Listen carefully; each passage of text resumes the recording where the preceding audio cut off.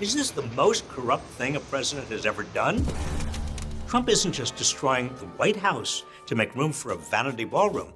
He's selling it off to the highest bidders who conveniently need favors from his regime. Google and Amazon, for example, are both chipping in with massive donations to help fund Trump's Versailles.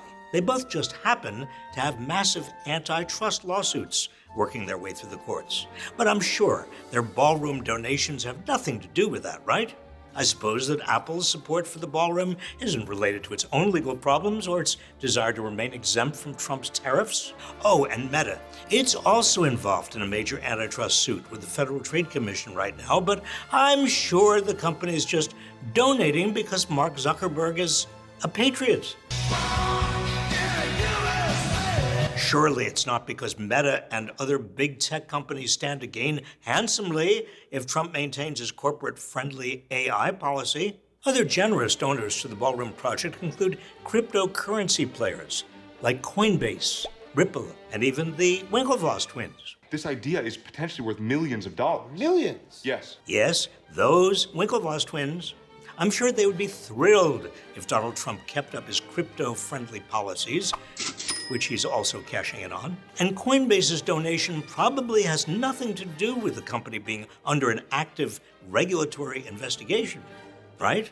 Some of these powerful corporations might also see the Ballroom project as a chance to get even more powerful. The railroad giant Union Pacific is eyeing a $72 billion mega merger, which needs approval from federal regulators. And what about Comcast? It also needs government approval for the frequent mergers and acquisitions it pursues. So does private equity executive Steven Schwarzman, the CEO of Blackstone. But I'm sure they just thought a ballroom sounded nice too. Companies that survive on government contracts are also chipping in, including Palantir and Lockheed Martin. How kind of them. Notice a pattern here?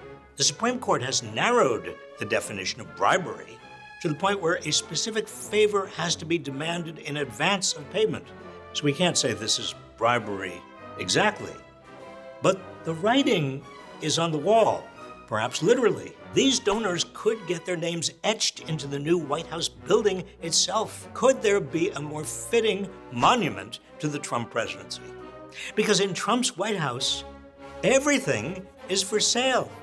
Even the building itself.